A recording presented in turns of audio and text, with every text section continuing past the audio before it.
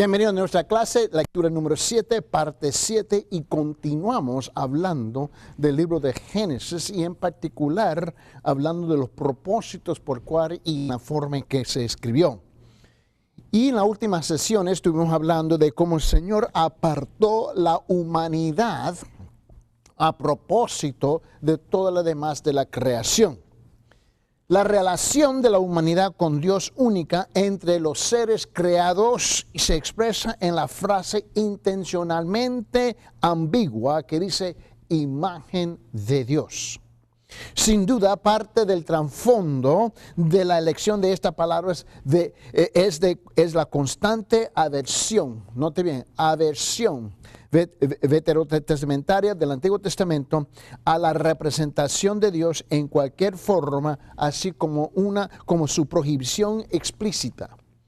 Esta frase es, por tanto, la aproximación más cercana del autor a alinear la humanidad al lado de Dios, a diferencia del resto de la creación, y especial con la palabra en hebreo, ¿no? Que es la palabra Helem, y Helem es la palabra imagen, ¿no? Y se explica y precisa como en la otra palabra en hebreo que es dejemut, y dejemut es la palabra semejanza. Su nombre está hecho a la semejanza, ¿no?, de Dios, a la imagen de Dios, que es lo más cercano que se puede aproximar, ¿no?, para describir la persona de Dios. En hebreo no aparece la conjunción y entre las frases, de modo que la segunda define más explícitamente la primera, y juntas significan conforme a una representación similar pero no idéntica. Cuando nosotros leemos la palabra esa imagen de Dios, a la semejanza imagen de Dios, ¿no? Es difícil porque lo dice aquí en Génesis 1:27, ¿no te recuerda? Él dijo, y creó Dios al hombre a su imagen, y a imagen de Dios los creó, varón y hembra los creó, ¿no? Note bien que para que tú y yo podamos comprender lo que está diciendo, se está incluyendo aquí la conjunción y, pero en hebreo no existe, esa palabra no existe, porque lo que hay que decir a la imagen de Dios literalmente es conforme a una representación similar pero no idéntica. Sobre la base de este trasfondo y el trasfondo literario del antiguo cercano oriente, en el que una deidad, ¿no?, formó a la humanidad en la imagen divina, a aquellas interpretaciones que limitan a la imagen con demasiada exclusividad al aspecto espiritual o a la capacidad moral de la humanidad deben rechazarse. De hecho, el propósito del autor al usar este concepto es más funcional que conceptual. Le interesa más más lo que este don entraña que su naturaleza. La similitud es dinámica, ¿no? Puesto que los seres humanos, ¿no? Sabemos que la palabra es seres humanos en hebreo, la palabra Adam, y Adam es la palabra que tú y yo conocemos en español, Adán, ¿no? En su relación personal con otras criaturas, pasan a ser representantes de Dios con el derecho natural de investigar, someter y usar todo lo que los rodea. Esto se manifiesta como más explícitamente en la proposición siguiente, y señorean en. ¿Te recuerdas lo que él le dijo? Si te recuerdas lo que él dijo allá, y él lo habla y lo dice pero en forma bien sencillas, ¿no? Cuando él dice en capítulo 2, ¿no? Después de capítulo 1 que él va creando el hombre, ¿no? Y en capítulo 2 él dice en versículo 1, fueron pues acabados los cielos a la tierra y todo el ejercicio de ellos, y también él dice, y acabó, ¿no?, Dios en el día séptimo de la obra que hizo y reposó ahí, ¿no? Y el séptimo de toda la obra que hizo, y bendijo Dios el día séptimo y lo santificó, porque en él reposó toda la obra que había hecho en la creación. Y ahora él va y viene y le da las responsabilidades de gobernar, ¿no? Porque mira bien lo que dice en Génesis 2:4.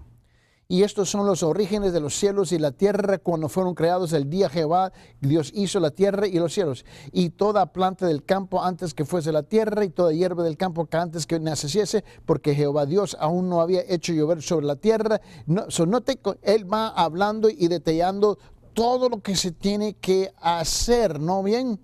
Y él llega al momento donde le dice al hombre que él tiene que, ¿qué? Que él tiene que señorear sobre ¿qué? Sobre toda la creación, tiene que tiene que estar encargado de toda la creación. Porque por esa razón él aparta la humanidad de la creación, porque este va a ser lo que va a gobernar la creación, ¿no?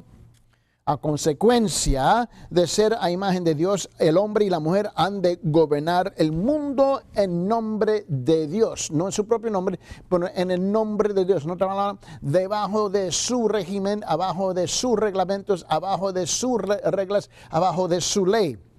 La idea es la de un emperador que nombra administradores a cargo de sus dominios y erige su propia estatua para que los habitantes sepan de quién es la voluntad que los gobiernan. Y te recuerda que en el Imperio Romano, cuando Nerón era el emperador en todos los países que estaba gobernando Roma, ¿no? El Imperio Romano, pero ponían una estatua de Nerón para que todo el mundo supiera que aunque el presidente local, el ministro local, del parlamento local, el rey local, ¿no? Que está encargado de ese gobierno, que ellos sepan que se somete a Nerón. Básicamente lo que se trata con la raza humana, que nosotros gobernamos donde, en la tierra, ¿en quién? ¿Ves? Debajo del régimen del Señor Jehová Dios. Ahora en Génesis en capítulo 2 también describe la creación, pero con un estilo que se distingue claramente y completamente diferente de Génesis capítulo 1. En este último se registra una serie de mandatos, pero en lo que se encuentra aquí en Génesis en capítulo 2 y en capítulo 3, el autor relata una historia, pintando con palabras cuadrados de sublime belleza, ricos en símbolos e imágenes. ¿Para qué? Para presentar la verdad teológica. No se olvide que el propósito de relatar lo que tú y yo nombramos el libro de Génesis es para revelar la teología de Dios, las enseñanzas de Dios. Algunos tienden a hacer hincapié en las diferencias entre los dos relatos, como si éstas sugiriesen que se trata de dos relatos diferentes de la creación, mutuamente contradictorios. Pero además de olvidar las diferencias de género, mis hermanos, se supondría así que Génesis capítulo 2 pretende ser un relato de la creación, tal como el Génesis capítulo 1. Sin embargo, esto no es así. ¿Por qué? Porque en Génesis capítulo 1 se propone relatar que todo lo que existe, todo, es obra de la expresa actividad creadora de Dios. Es la razón por qué existe. Pero el Génesis capítulo 2 no tiene el mismo propósito, es muy distinto. No es una unidad literaria independiente, sino que está íntimamente ligado al Génesis capítulo 3. De ningún modo procura ser un segundo relato de la creación, sino más bien da cuenta del origen del hombre y del huerto del Edén, y prepara así el escenario para el drama que se encuentra aquí en Génesis en capítulo 3. No obstante, no puede pasarse por alto la diferencia entre el género literario.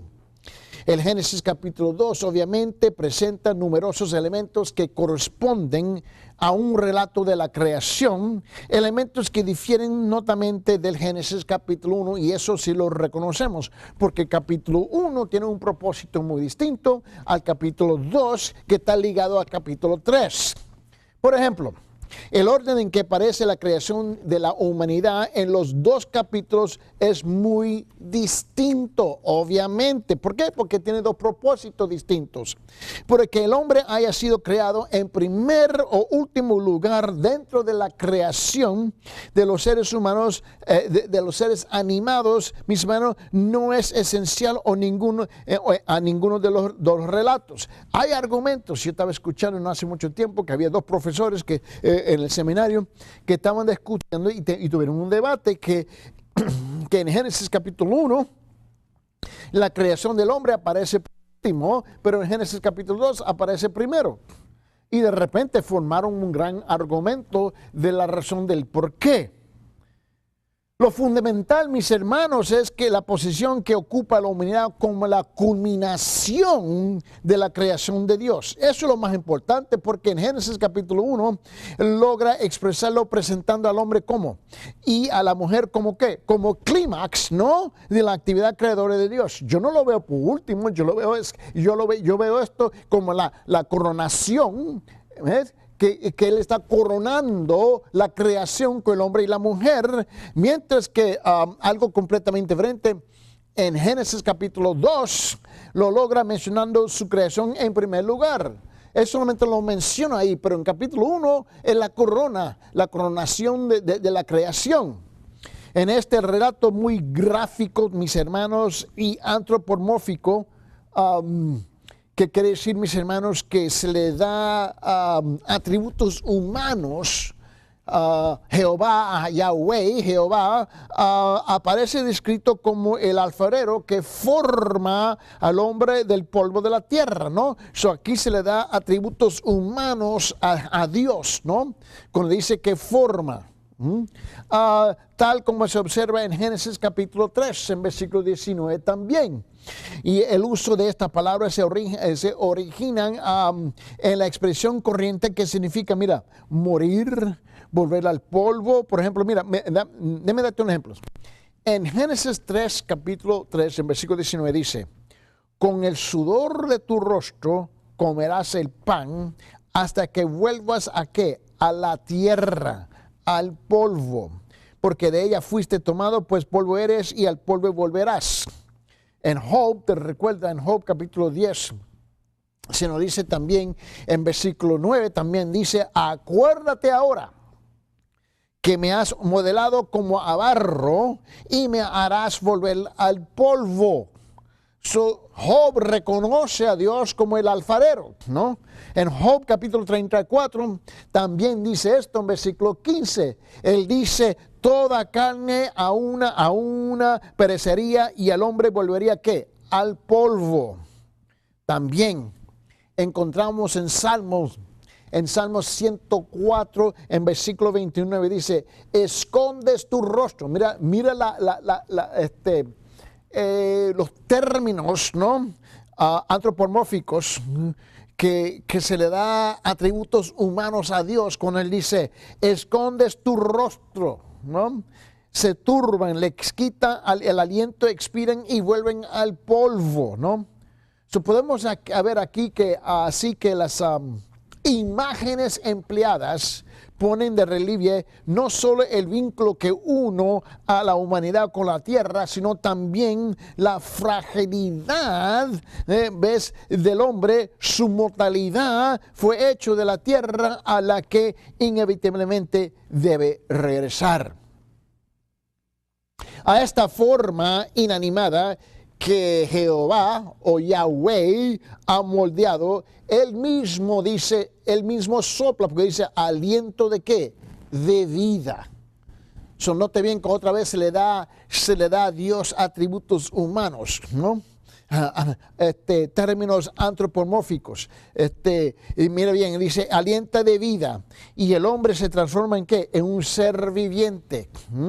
La palabra que se traduce aliento significa literalmente eso, de modo que el texto dice que el hombre es cuerpo y vida, no cuerpo y alma. Dice cuerpo y vida, ahí no dice cuerpo y alma. Note bien, él le da vida, es de la naturaleza doble. es de la tierra terrenal, pero también está dotado de un principio de vida que viene de Dios. So, el hombre tiene la tremenda capacidad de tener dos naturalezas simultáneamente. Es como uno dice, pero ¿cómo puede ser así? ¿Cómo puede ser eso? Bueno, está como muchos de mis hermanos que son bilingües, ¿no? Hablan dos idiomas simultáneamente. Son capaces de hacer eso. Bueno, el hombre es capaz, que su naturaleza es de la tierra, pero también se le dio aliento, se le dio vida, también vida que viene de Dios. Si bien por sí sola esa naturaleza compuesta no separa al hombre y a la mujer de los animales, porque no lo hace. A estos últimos se los llaman también seres vivientes. Sabemos eso, ¿no? Mira, regresa conmigo con Génesis capítulo 1, versículo 20. Al momento no se ha separado en estos textos el hombre de la creación en este momento. Pero note que bien que estamos hablando de la misma actividad creadora divina. Porque en Génesis en capítulo 1 dice esto en versículo 20. Entonces dijo Dios, llénense las aguas de multitudes de seres vivientes y vuelven a las aves sobre la tierra en la abierta expansión de los cielos. Mira bien. Todo son seres vivientes. Igual se le ha dado vida. En Génesis capítulo 2 dice esto en versículo 19. Y el Señor Dios formó de la tierra todo animal del campo y toda ave del cielo y los trajo al hombre para ver cómo los llamaría, y cómo el hombre llamó a cada ¿qué? Ser viviente, ese fue su nombre. Ahora vemos con claridad que Él le dio vida. Son seres vivientes que tienen capaz de vivir en la tierra, y la razón es porque se la ha recibido vida de Dios. También se distinguen por el aliento de vida. Ahora, cuando hablamos de aliento de vida, note bien aquí en Génesis capítulo 6, en versículo 17, donde dice, he aquí yo traeré un diluvio sobre la tierra para destruir toda carne en que hay aliento de vida debajo del cielo, todo lo que hay en la tierra perecerá.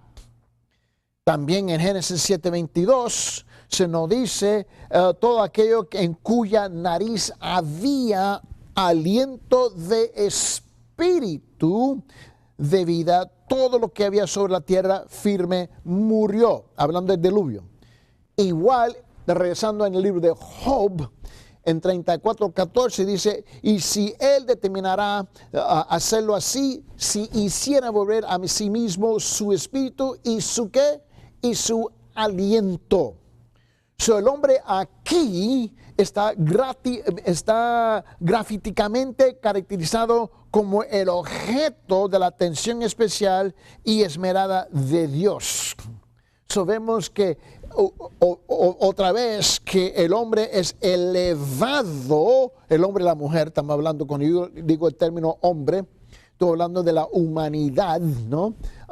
Que incluye hombre y mujer, que ha sido elevado sobre la creación. El autor, obviamente, aquí en Génesis, presenta así la relación de Dios con la humanidad como muy personal e inmediata, de forma pictográfica, por decirlo así. Dice lo mismo, que expresa la frase más clara y teológicamente elocuente en Génesis capítulo 1, cuando dice imagen de Dios. Hace énfasis en la fragilidad y la mortalidad y la completa dependencia de Dios que tiene la humanidad. Solo así se llega a comprender que inmerecida era la posición privilegiada del hombre en el Edén y qué monstruoso su deseo de ser igual a Dios. Y eso fue lo que pasó con ese pecado, ¿te recuerdas? Él vino Satanás, le dijo la mentira, si él sabe que si tú comes del huerto de Edén, del fruto de la vida, del árbol de la vida, que tú vas a ser igual como él, etcétera, etcétera, etcétera. Y ellos compraron ese paquete.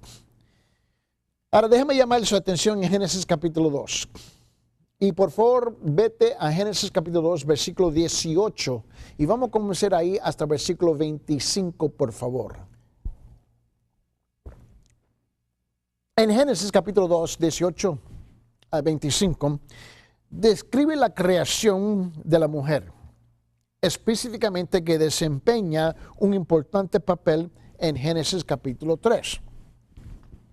Y creo que debemos darle un balance a esta cosa, ¿no? Dice en Génesis 2, 18 hasta el 25, y el Señor dijo, no es bueno que el hombre, ¿no? El masculino, hombre, esté solo, le haré a una ayuda idónea. Amén. Y él dice, y el Señor Dios formó de la tierra todo animal del campo y toda ave del cielo, y los trajo al hombre para ver cómo lo llamaría, y como el hombre llamó a cada ser viviente, ese fue su nombre. Y el hombre puso nombre a todo ganado y a las aves del cielo y a toda bestia del campo, mas para Adán no se encontró una ayuda que fuera idónea para él. Entonces Jehová Dios Yahweh, el Señor, Dios hizo caer un sueño profundo sobre el hombre, y éste se durmió, y Dios tomó una de sus costillas y cerró la carne en ese lugar. Y de la costilla que el Señor Dios había tomado del hombre, formó una mujer y la trajo al hombre.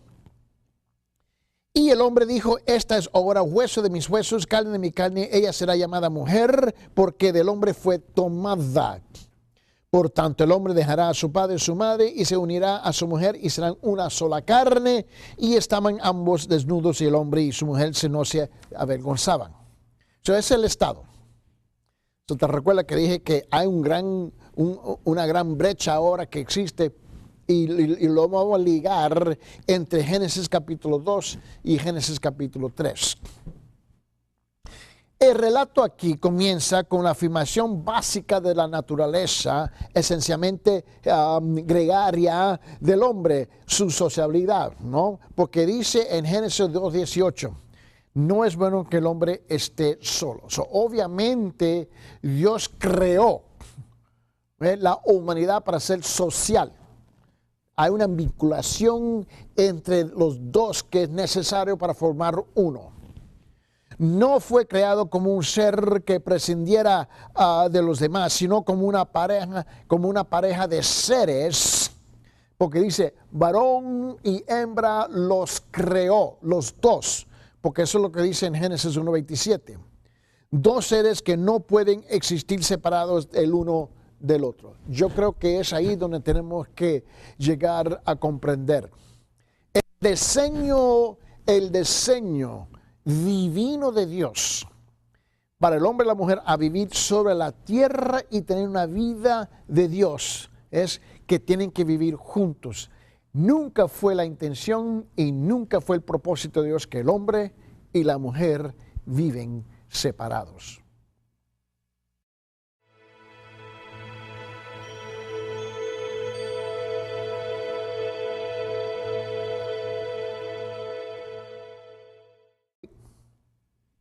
Bienvenido a la clase, lectura número 7, parte 8, y continuamos nuestra plática sobre el propósito y el diseño que Dios tuvo con la raza humana, la humanidad, el hombre y la mujer. Y estuvimos hablando la última vez sobre este concepto que Dios creó el varón y la hembra, los creó juntos. Dos seres que no pueden existir separados el uno del otro. La verdadera vida humana es la vida compartida. Esa es la parte que yo quiero que tú comprendas. Es una vida compartida, no una vida aislada. La vida en aislamiento es una perversión de la naturaleza humana según la creación divina. La respuesta de Dios a la soledad del hombre es hacerle una ayuda idónea, ¿no? Su complemento, similar a él, adecuada para él. Primero, Dios trae los animales a Adán, pero luego de ponerlos nombre y conocer así su esencia, el hombre no halla en ellos ayuda idónea para él. Por lo tanto, Dios formó, literalmente la palabra es construye, ¿no? A la mujer del cuerpo del hombre mismo y se la presenta. La exclamación de júbilo de Adán, que se encuentra aquí en Génesis en capítulo 2, versículo 23, expresa el reconocimiento de aquella que es de su misma esencia y de su mismo ser. Él dice aquí en Génesis 2:23, dice, y el hombre dijo, esta es ahora hueso de mis huesos, carne de mi carne, ella será llamada mujer porque el hombre fue tomada. Él estaba emocionado como se le presentó esta gran mujer, Eva, con exquisita destreza artística, mis hermanos, exquisita que el autor deja traslucir como el hombre reconoce la profunda adecuación entre los dos. Cuando le da a ella un nombre, logró transmitirlo como por medio de la asónica entre, él dice, Isi. Is es la palabra en hebreo hombre, Isaac es la palabra mujer. Luego en Génesis 2:24, en un resumen del narrador, se concluye que la creación de la mujer explica por qué el hombre corta los lazos íntimos que lo unen a sus padres para volverse una sola carne con su mujer, tal como los orígenes. Dice lo que dice en versículo 24, Génesis 2:24. Por tanto el hombre dejará a su padre y a su madre y se unirá a su mujer y serán una sola carne. Mira bien. Es algo increíble ver en las épocas modernas en cual nosotros nos encontramos, cómo es que insistimos a siempre poner el coche delante del caballo. Siempre ponemos todos al revés, y porque nuestras culturas dominan al grado que sofocan a la palabra de Dios. Con razón, muchos de nuestros matrimonios están boca arriba. La palabra dice que el hombre dejará a su padre y su madre y se unirá a su mujer. Mi hermano, yo no sé si te has dado cuenta, pero en este versículo, él no está relatando algo, aquí está escrito en un imperativo, es un mandato. Mira bien, si bien carne no se refiere aquí a una parte de la constitución física del hombre, se traduciría mejor cuerpo. Porque eso no es lo que está diciendo. No es lo que está diciendo, sino al hombre como un todo. Por cierto, se pone el acento sobre el aspecto físico y visible. De modo que este es un reconocimiento del aspecto físico del matrimonio. ¿Te recuerda en Efesios, en el Nuevo Testamento, en Efesios 5:31? Mira lo que él dice. Él dice aquí, por esto el hombre, ¿qué? El hombre dejará, ¿qué? ¿Dejará de comer? ¿Dejará de vacilar? No, ¿qué es lo que dice? Dejará a su padre y a su madre y se unirá a su mujer y los dos serán una sola carne. Así pues, el autor sagrado comienza con el significado y la importancia de la creación. El énfasis está puesto sobre la bondad y la armonía del mundo creado. Ahora, te recuerda que estuvimos hablando que el propósito de Génesis, que fue relatado muchos años después de los acontecimientos, era para aclarar la teología, ¿ves? Las enseñanzas de Dios al pueblo. ¿Por qué fuiste creado? ¿Y con qué propósito? Te recuerda que la vida humana es una vida compartida. Dios demanda.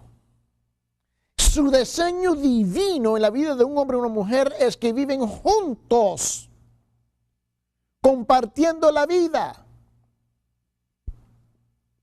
Y es importante que tú y yo captamos esa verdad. Porque esta es la teología de la Biblia. Él no te llamó a ti a vivir solo, aislado. La creación fue creada para que pudiera ser compartida entre todos juntamente, mutuamente. Y en ese ambiente mutual le podemos dar la honra y la gloria a Dios. Pero luego entró algo. ¿Qué fue? Luego llegó ¿qué? El pecado. So, vamos a hablar del problema del pecado, ¿no? Note bien.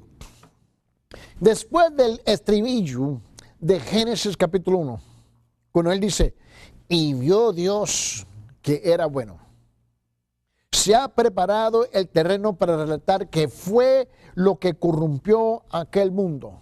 ¿Qué fue? Este relato se ofrece principalmente en los capítulos 2 y 3 de Génesis. Ahora está captando porque le dije que Génesis 1 es un capítulo que está a pie a las olas, pero luego 2 y 3 en verdad van juntos, porque hay un propósito específico que se tiene que llevar en 2 y 3. En contraste con el Génesis capítulo 1, que enseña las verdades teológicas acerca del porqué de la existencia del mundo, los capítulos 2 y 3 tratan el tema de por qué existe así, en un estado ruinoso, sujeto a males físicos y morales. Ahora nos explica que todo estaba bueno, ¿no? Porque lo que dice en Génesis capítulo 1, ¿no? Y te recuerda que en Génesis capítulo 1, vete al fin de capítulo 1, dice en versículo 31, Génesis 1:31 dice, y vio Dios todo lo que había hecho, y aquí que era bueno en gran manera, que era bueno en gran manera, y fue la tarde y la mañana el día sexto, ¿no? Todo lo que terminó bueno. El problema comienza más adelante en capítulo 2 y 3. Ahora nos explica que la teología, la enseñanza, los principios, la doctrina real, verdadera de Dios, con lo que Él creó fue bueno. Capítulo 1. Capítulo 2 y 3. Nos explica por qué está todo arruinado. ¿Por qué? Mira bien. ¿Ves? Génesis no es una historia que se puede relatar, como le dije en varias veces en el pasado, que la tendencia nuestra es de reunir un montón de niños en el piso y darles sus juguitos y sus galletitas y luego nosotros les relatamos la historia de la creación como si fuera solamente una historia. Para entretener. Y no comprendemos que ese no es el propósito. El propósito es compartir la teología de Dios, del por qué se hizo las cosas y por qué se dañó las cosas y por qué Él está haciendo lo que está haciendo hoy día. Esta corrupción es un hecho que la experiencia revela al hombre de una forma brutal a medida de que madura, enfrenta la vida por sí mismo y lucha con el mal de las catástrofes naturales, la inhumanidad del hombre para con el hombre y la tendencia a la propia doblez de corazón y el fantasma final, la muerte. Este problema domina por completo capítulos 2 y 3 de Génesis. Pregunta, ¿cómo se reconcilia con la bondad, la justicia y el amor de Dios y con la verdad según la cual todo se origina en Dios? ¿Cómo? Según el autor aquí de Génesis, no hay plena continuidad entre el mundo tal como fue creado originalmente y el estado en que se le conoce. El mundo era bueno cuando Dios lo creó, eso sí lo sabemos porque lo termina aquí en Génesis capítulo 1, en versículo 31, que dice, y todo era bueno en gran manera, ¿no? Así lo dice, no, yo no estoy inventando las palabras, ¿no? Mira bien, pero el hombre lo corrompió por desobediencia deliberada. Los capítulos 2 y 3 de Génesis pues describen al hombre sobre todo como pecador, que a propósito quebró El problema de los problemas del mundo no es de Dios, el hombre. El argumento que tiene la gente dice, y si Dios es amor, y si Dios es un amor verdadero, como usted dice, ¿por qué Él permite que los inocentes sufren? ¿Por qué que Él permite que los niños mueren de cáncer? ¿Por qué que Él permite los inocentes a sufrir? ¿Por qué Él permite? Un momentito, papito, un momentito. Vamos a aclarar algo aquí. Dios no es la culpa de todo eso. Somos nosotros, la raza humana. Vamos a ser bien claro aquí. Porque así Él no creó las cosas. Así el hombre dañó las cosas. Y hay consecuencias. Mira, la tendencia del hombre es que el hombre, él rega las cosas, daña las cosas y te pide perdón. ¿No? ¿No es cierto? Pero cuando Él te pide perdón, lo que Él te está pidiendo es, perdóname y no permite que las consecuencias de mis malos hechos lleguen a cumplirse en mi vida. En otra palabra, no solamente que me perdone tu corazón, pero ayúdame a evitar las consecuencias de mis malas decisiones. Ese es el relajo del hombre. Ese es el relajo del hombre. Y así son muchos, entre comillas, cristianos en la iglesia. Riegan las cosas, dañan las cosas, y dicen, perdóname, pero con eso hay que decir, ayúdame a evitar las consecuencias también. No, así no funciona, Silvia, así no funciona la cosita, papito, así no funciona. Tú vas a tener que pagar el precio también. Y ahí tuve la gracia de Dios en las manos de Él. No. El autor comienza por describir un mundo ideal. ¿No? Eso es lo que nos presenta a nosotros aquí en capítulo 1, ¿no? En plena consonancia con su concepto de Dios, según se revela a lo largo de la historia de Israel. Es la panorama del huerto de Edén en Génesis capítulo 2. Luego, en Génesis capítulo 3, presenta paralelamente el mundo de la experiencia humana, ¿no? Fracturada y quebrada, alineada y en confusión. La humanidad y no Dios son responsables de la diferencia. Lo repito, la humanidad y no Dios son responsables de la diferencia entre capítulo 1 de Génesis y capítulo 2 y 3. Son en la humanidad. Ahora, en Edén, abre su Biblia, ahora vamos a regresar a Génesis capítulo 2. Y note bien lo que dice en versículo 8 hasta el 17. Te recuerda que la última vez estuvimos leyendo del versículo 18 a 25. Pero ahora vamos a regresar y leer del versículo 8 a 17, Génesis capítulo 2. Porque hablando de el Edén, el hombre vive en un huerto arbolado, bien irrigado y fértil. No tuvo que hacer absolutamente nada. Así se le entregó todo. Dice en Génesis capítulo 12, versículo 8, y plantó el Señor Dios un huerto hacia el oriente en Edén, y puso allí al hombre que había formado. Y el Señor Dios hizo brotar de la tierra todo árbol agradable a la vista y buena para comer. Tenía todo. Asimismo, en medio del huerto, el árbol de la vida y el árbol del conocimiento del bien y del mal. So, aquí, en otras palabras, aquí, mira, aquí, Dios te ha dado ¿qué? Te dio todos los frijoles, todo el arroz, los taquitos, el pollito. Te entregó, mira, te dio todo lo que tú necesitabas para comer. Y aquellos que están encantados con las tortillas, ahí estaba. Y me imagino que ahí había aguacate también. Mira lo que dice aquí. Versículo 10. Y del Edén salía un río para regar el huerto, y de allí se dividía y convertía en otros 4 ríos. El nombre del primero era Pisón, que este es el que rodea toda la tierra de Havila, donde hay oro. El oro de aquella tierra es bueno, allí hay medolio y onix. Y el nombre del segundo río es Gihón, este es el que rodea la tierra de Cus. Y el nombre del tercero, el río es Tigris, este es el que corre al oriente de Asiria, y el cuarto río es Eufrates. Entonces el Señor Dios tomó al hombre y le puso en el huerto de Edén para que lo cultivara y lo cuidara. Se lo puso a trabajar. ¿no? Es uno de los propósitos del hombre es trabajar. Uno de los propósitos principales del hombre es trabajar en el reino de Dios. Y ordenó el Señor Dios al hombre diciendo, de Dios, de todo árbol del huerto podrás comer. Pero del árbol del conocimiento del bien y del mal no comerás, porque el día en de que él comas ciertamente morirás. Yo creo que Dios fue bien claro.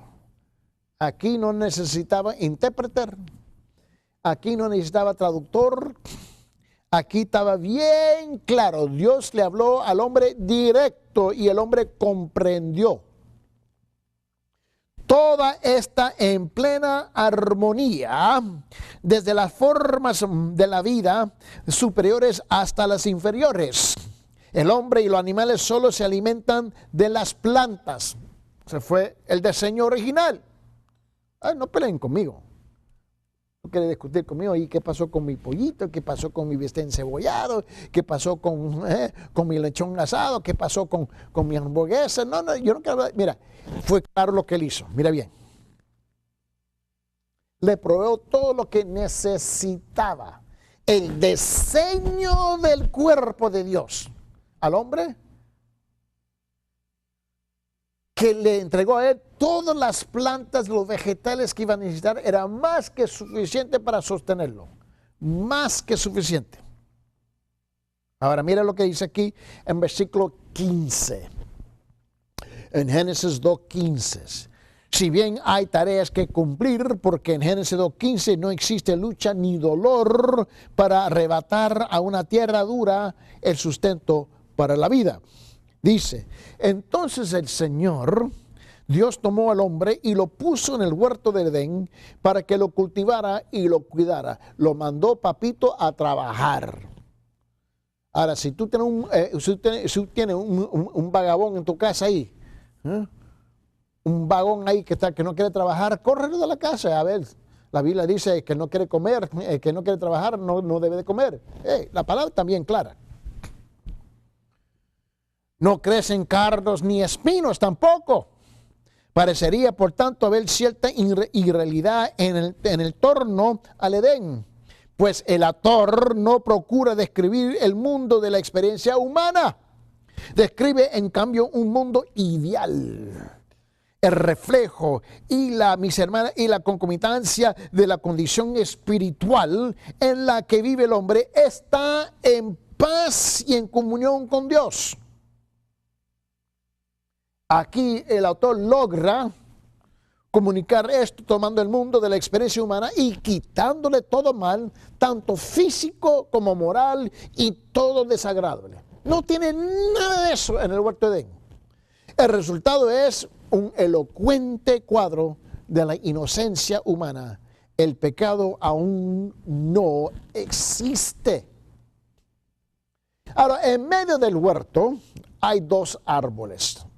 El árbol de la vida y el árbol de la ciencia del bien y del mal. Hay dos árboles. El segundo ha sido motivo de largo debate y sin duda, ¿por qué? Porque el pasaje y la narración subsiguiente no aclaran su significado. El autor se expresa con deliberada imprecisión. Él no nos explica el por qué, pero nos dice el qué, que ahí están. Él no nos explica por qué están estos dos árboles, solamente explica que están presentes. Sin embargo, el resto del pasaje en Génesis capítulo 2, en versículo 16, en Génesis capítulo 3, de versículo 3 hasta el 7, y luego en versículo 22 de ese mismo capítulo 3. Se desprende que el árbol debe de simbolizar el derecho de la plena libertad de elección entre el bien y el mal. Eso sí sabemos. No nos explica el por qué está, simplemente nos explica, su propósito. Porque mira lo que él dice aquí en Génesis 2:16. Y ordenó el Señor Dios al hombre Él no le dio una sugerencia, no le dio una recomendación, no le pidió permiso, no le pidió su consideración, su opinión, que es lo que él pensaba. Le dio un orden. No, claro. Y don el Señor Dios al hombre diciendo, de todo árbol del huerto podrás comer. Va claro. Luego, más adelante, solamente vamos a saltar hasta capítulo 3. Y mira lo que él dice en capítulo 3, y vamos a saltar hasta versículo 3, Génesis 3:3. Pero del fruto del árbol que está en medio del huerto, ha dicho Dios, no comeréis de él, ni lo tocaréis para que no muráis, ni comerlo ni tocarlo. Y la serpiente dijo a la mujer, ciertamente no moriréis, pues Dios sabe que el día de que comáis, de él comáis, serán abiertos vuestros ojos y seréis como Dios, conociendo el bien y el mal. Y cuando la mujer vio que el árbol era bueno y para comer, y que era agradable a los ojos, y que el árbol era deseable para alcanzar sabiduría, tomó de su fruto y comió, y dio también a su marido que estaba con ella, y él comió. Entonces fueron abiertos los ojos de ambos y conocieron que estaban desnudos y cosieron hojas de higuera y se hicieron delantales, ¿no? Y luego saltamos hasta el versículo 22 que dice, entonces el Señor Dios dijo, y aquí el hombre ha venido a ser como uno de nosotros, conociendo el bien y el mal. Mira bien, cuidado ahora, no vaya a extender su mano, y está bien claro lo que pasó.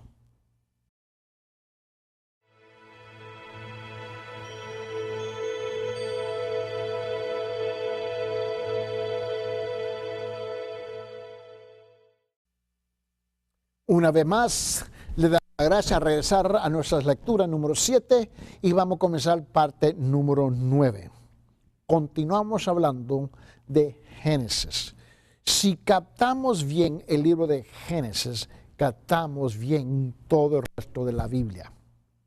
Y es aquí donde estamos invirtiendo tiempo significante al principio para establecer la base, el trasfondo, el pilar por el cual nosotros podemos caminar del resto de la Biblia, dentro del resto de la Biblia. Esta es la fundación.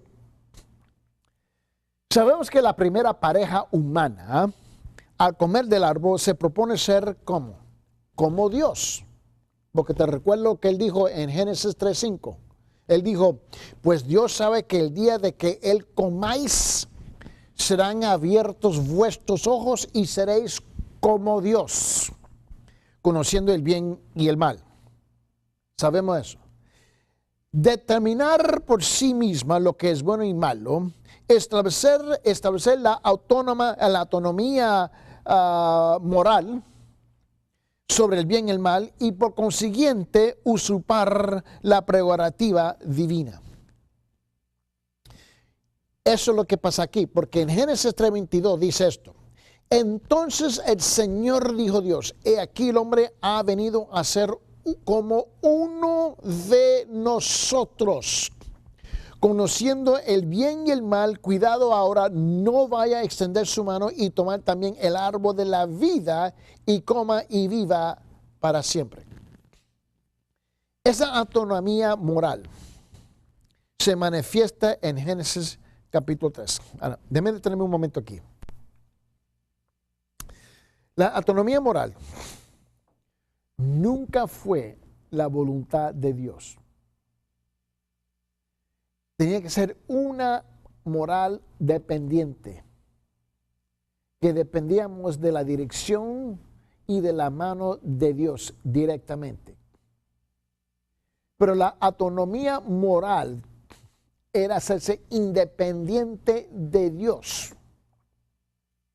Y es ahí donde encontramos por decirlo así, el meollo, el núcleo, la esencia de este pecado. Que el hombre piensa que puede ser moral independiente de Dios, aparte de Dios. Y esa autonomía moral se manifiesta aquí en Génesis en capítulo 3, en las maquinaciones evidentemente malévolas de la serpiente, ¿no? Sus artimañas sutiles inducen a la mujer a dudar de la palabra de Dios, porque eso fue lo que él dijo en Génesis 3:1, ¿no? Él le llama la atención, pero la serpiente era astuta más que todos los animales del campo que Jehová Dios había hecho, y la cual dijo a la mujer: ¿con qué Dios os ha dicho, no comáis de todo árbol del huerto? So, cuando él cuestionó, implantó duda. En primer lugar aquí, y luego de su bondad. ¿Te recuerdas? En Génesis 3:4, ¿no? Mira bien, mira lo que pasa. Entonces la serpiente dijo a la mujer: no moriréis. Qué tremenda bondad, ¿no? Le dice a ella: no vas a morir, no te preocupes. Dice que, dice que es una mentira. Básicamente, que esta es una mentira, no va a morir, ¿no? Al mirar al árbol desde el otro punto de vista, diametralmente distinto, porque en Génesis 3:6 es muy distinto, mire bien. Y vio la mujer que el árbol era bueno para comer y que era agradable a los ojos y árbol codiciable para alcanzar la sabiduría, y tomó de su fruto y comió y dio también a su marido, el cual comió así como ella. Así son los comelones, ¿no? No cuestionan, solamente tragan. So aquí, al mirar el árbol desde otro punto de vista, diametralmente distinto, Génesis 3:6, la mujer tomó del fruto y come, y el hombre hace lo mismo. Una acción tan simple como y tomó y comió. Sencillo. Y tomó y comió, ¿no? Porque así no dice ahí. En versículo 6, y vio la mujer que el árbol era bueno para comer y que era agradable, y los ojos del árbol codiciable para alcanzar sabiduría, y tomó de su fruto y comió y dio también a su marido, el cual comió así y comió ella. Sencillo. Y tomó y comió. Acarrearía consecuencias tan drásticas. Si no fue nada grande, es algo pequeño. Tomó y comió, nada más. Y tomó y comió, nada más. Pero trajo unas tremendas consecuencias. La humanidad perdió el estado de inocencia para siempre en ese momento. Y tan difíciles de revertir, que Dios mismo debería probar la pobreza y la muerte antes de que tomar y comer se transformaron en verbos de salvación. Note. A continuación, el autor define grafíticamente las nuevas dimensiones de la relación del hombre con Dios. En vez de armonía e intimidad, hay que vergüenza y desnudez. Porque el propósito era de tener una relación estrecha, íntimo con Dios y en armonía, pero ahora cambia todo el panorama, mis hermanos, toda la escena cambia y ahora es pura vergüenza y desnudez. Así de noche a la mañana cambió todo. En Génesis 3:7 dice esto: entonces fueron abiertos los ojos de ambos, ¿y qué? ¿Y conocieron qué? Y conocieron que estaban ¿qué? Desnudos. Entonces cosieron hojas de higuera y se hicieron delantales. ¿Por qué? Porque estaban avergonzados. Y huida de la presencia de Dios por medio. Y luego huyeron, corrieron. Porque eso es lo que dice en versículo 8, ¿no? Y oyeron al Señor, ¿no? A la voz de Jehová Dios, que se paseaban en el huerto, ¿no? Al fresco del día, y el hombre y su mujer se escondieron, ¿no? Porque ahí, eso es lo que dice. Se escondieron de la presencia del Señor de Jehová Dios entre los árboles del huerto. Note bien que aquí el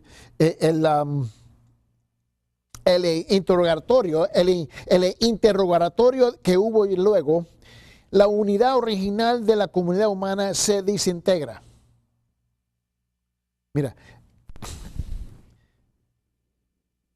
El hombre y la mujer estaban así unidos, unos, ¿no? La ayuda idónea. ¿Te recuerda que Adán dijo, este es hueso de mis huesos, carne de mi carne? Él estaba emocionado que Dios le iba a dar una pareja de su esencia. Estaban en armonía, en intimidad. Estaban así juntos. Eran inseparables. El diseño original de Dios para la pareja, para el hombre y la mujer, es vivir juntos para siempre. Y en ese solo momento, precisamente en ese momento, desintegraron todo, destruyeron todo en ese momento precisamente. Mira bien, el nuevo compañerismo en el pecado no une, sino que divide. Mira, el pecado viene para dividir, no para unir. Tienen un nuevo compañero. Ve, Adán y Eva tenían a Jehová Dios con ellos. Permiten el pecado, ahora es Adán, pecado y Eva. No vino para unir, vino para dividir. Mira bien. El nuevo compañero en el pecado no une, sino divide. El hombre intenta observarse echando la culpa ¿a quién? A la mujer. Porque en Génesis 3:12 él dice, y el hombre respondió a la mujer que tú me diste por compañera. Me dio el árbol y yo comí. La echó, la tiró debajo del bus, ¿no? Por decirlo así. Le echó la papa a ella, le echó toda la culpa a ella. Yo fui inocente, tú sabes, yo soy, el hombre es un comelón, tú me ofreces comer, yo voy a comer. ¿Qué culpa tenía yo que ella me ofreció algo que no me tiene que ofrecer? Entonces él le echa la culpa a la mujer, tratando de hacerse, lavándose las manos, ¿no? Pero sabemos que en Génesis capítulo 3, que la narración concluye ¿con quién? Con Adán en la condición en que hoy se le conoce a él. Voluntariamente pecador, voluntariamente. El hombre ha perdido la comunión libre y directa con Dios y debe luchar contra el mal y la tentación en todos los niveles de su existencia de aquí para adelante. Ahora está captando la idea, el concepto de que por qué se escribió Génesis años después de todos los acontecimientos. Porque es un libro hablando de la teología, la enseñanza, teológicamente enseñándonos, instruyéndonos del por qué Dios hizo lo que hizo. Ese es el propósito de Génesis. En los relatos subsiguientes, el autor acumula historia sobre historia como si procura demostrar la profunda gravedad del pecado por el mero volumen de la evidencia que se va acumulando. Una vez que el pecado ingresa en el mundo, pronto alcanza proporciones monstruosas.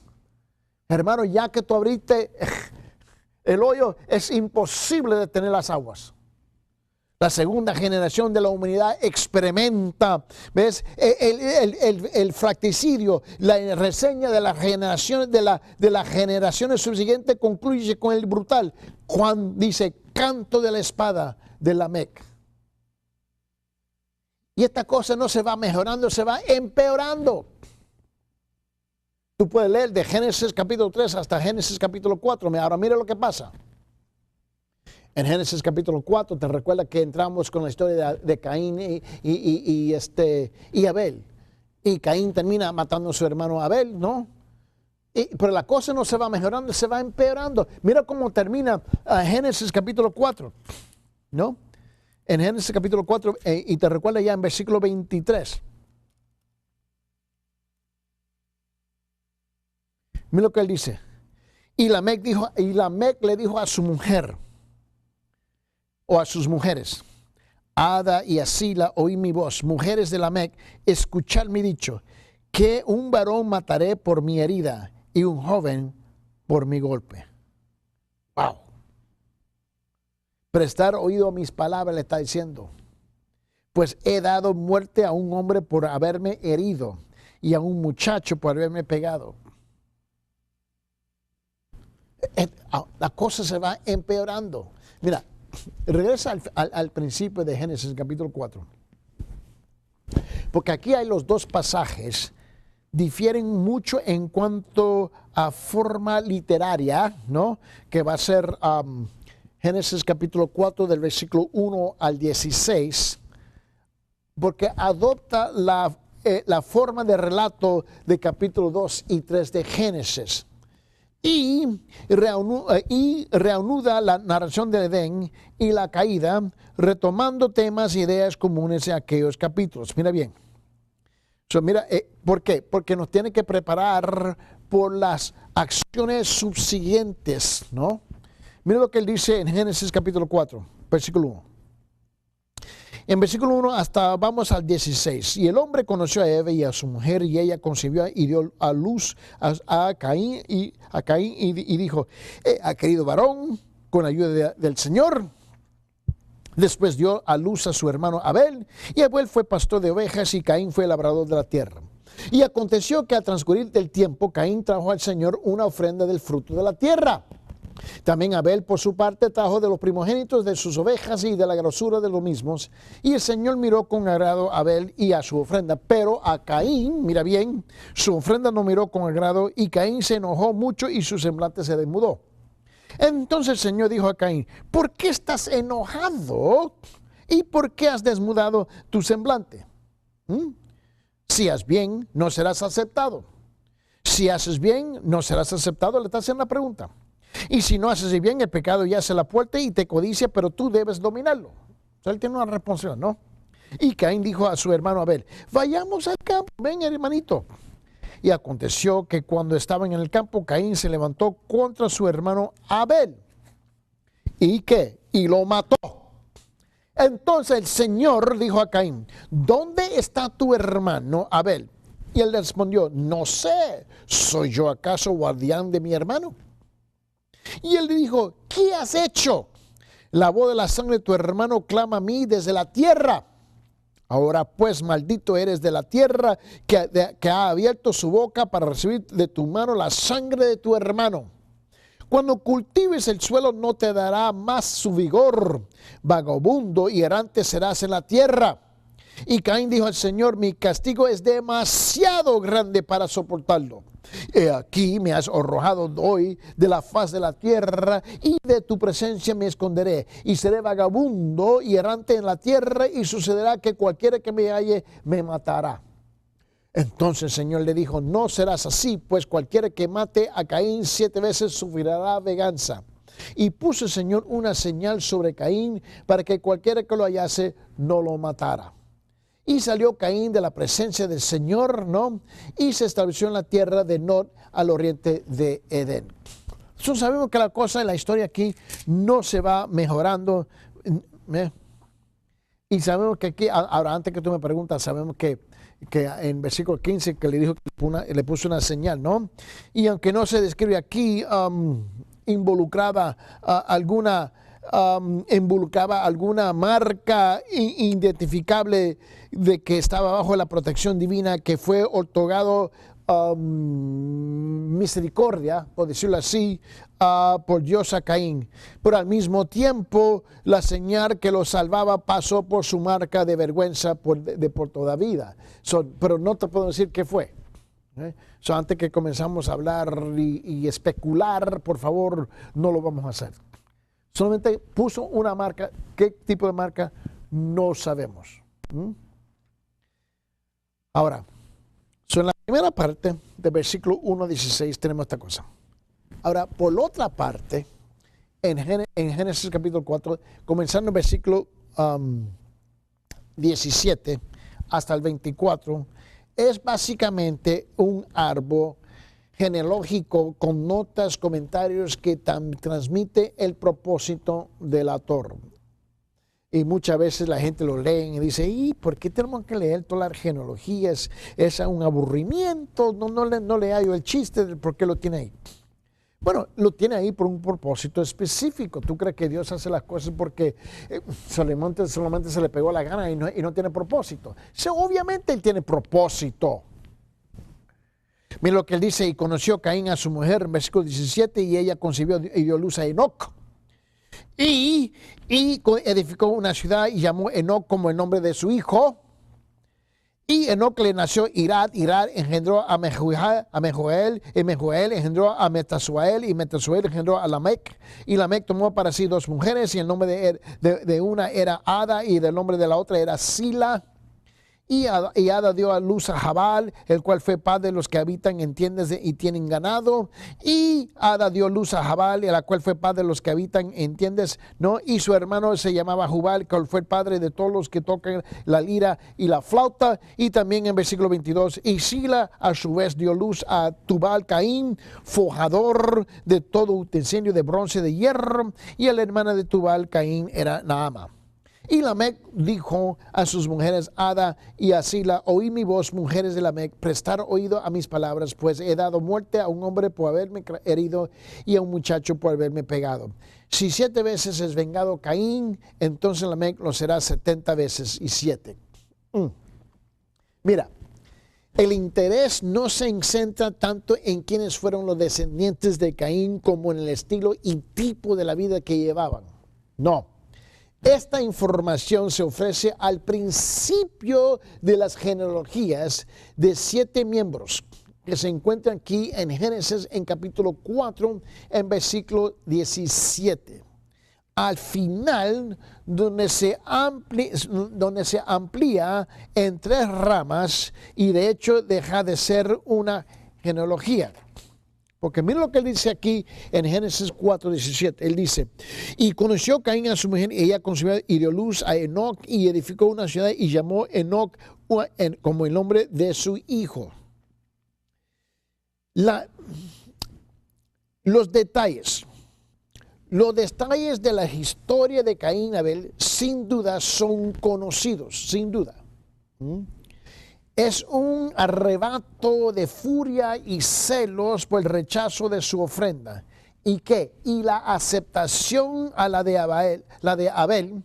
Y Caín mata a su hermano a pesar de la advertencia de Dios. Mira, Dios lo advierte y él todavía lo hace.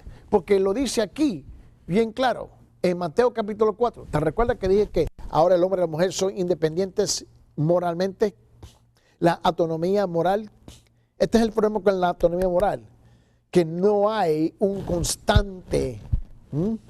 Mira bien, y lo dice aquí en Génesis capítulo 4, en versículo 3 a 8. Cuando dice en versículo 3: y aconteció que al transcurrir el tiempo, Caín que trajo al Señor una ofrenda del fruto de la tierra, también Abel. Por su parte trajo de los primogénitos de sus ovejas y de la grosura de su mismo, y el Señor miró con agrado a Abel y a su ofrenda, pero Caín a su ofrenda no miró con agrado. Y Caín se enojó mucho y su semblante se demudó. Ahora, el Señor está hablando con Caín y le dice: hey, ¿por qué estás enojado y por qué has demudado tu semblante? Él le habló bien claro. A pesar de todo eso, porque dice en versículo 7, si haces bien no serás aceptado. Hijo. Y si no haces bien, el pecado yace a la puerta y dice: te codicia, pero tú debes dominarlo. Pero a pesar de eso, Caín lo ignora completamente. Porque en versículo 8 dice: y Caín dijo a su hermano Abel: vayamos al campo, papicito. Y se lo llevó. Y aconteció que cuando estaban en el campo, Caín se levantó contra su hermano Abel. ¿Y qué? Y lo mató. Dios aparece en escena de inmediato como interrogador, solo que ya no le pregunta al culpable: ¿dónde estás? Como en el huerto, sino: ¿dónde está tu hermano? Caín responde con descaro, con un gran descaro. Dice: ¿yo soy acaso guardián de mi hermano? Y el pecado no solo se mueve en ciclos cada vez más amplios, sino que además su manifestación es cada vez más nefanda y desvergonzada.